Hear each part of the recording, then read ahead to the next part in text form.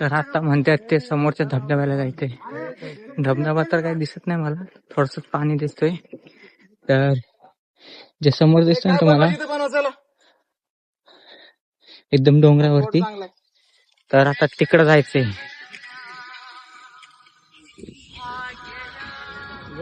आपण काकांना विचारू की कसं वाटतं त्यांना ट्रॅकिंग करायला. तर काका, कसं वाटतं तुम्हाला ट्रॅकिंग करायला? ट्रॅकिंग करायला कसं वाटतं तुम्हाला? ते काय आपल्याला माहितच नाही कसा काय द्या.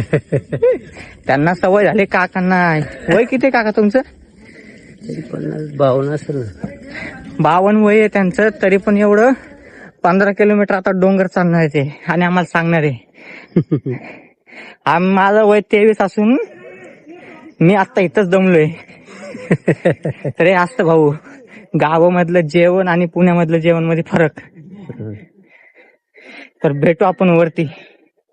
मग तुमचं काय काय दुखायला लागलं आता सध्या? काहीच नाही. काहीच नाही, सवय आपल्याला. भाऊला सवय. आता मागच्यांना पण विचारू आपण. मग भाऊ तुमचं काय दुखायला लागलं आता सध्या? सध्या तर काय नाही दुखायला लागलं, थोडे पाय दुखायला लागले. भाऊचे पाय दुखायला लागले. किती किलोमीटर चालला असं आता? आता झाले 6 किलोमीटर. 6 किलोमीटर चालून झाले आता. माझी तर हालत बेकार झाली. मला तर वाटते अजून 5 जायचे. ह्यांनाच आता गाडी चालू लागणार. मी तर गाडी चालवू शकत नाही. मला गाडी येते पण उलटी, रिवर्स नाही. अरे रे रे रे, मग चालवतो भाऊ, मीच चालवतो. नको. फुल जंगल सफारी आता. अरे माग इकडे.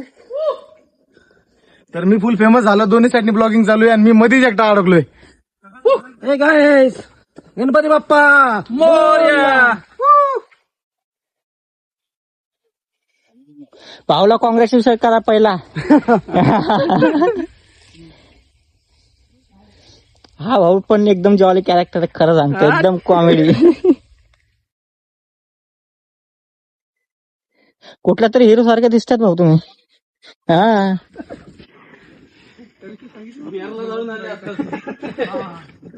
तर आता भेटू नंतर वरती अजून.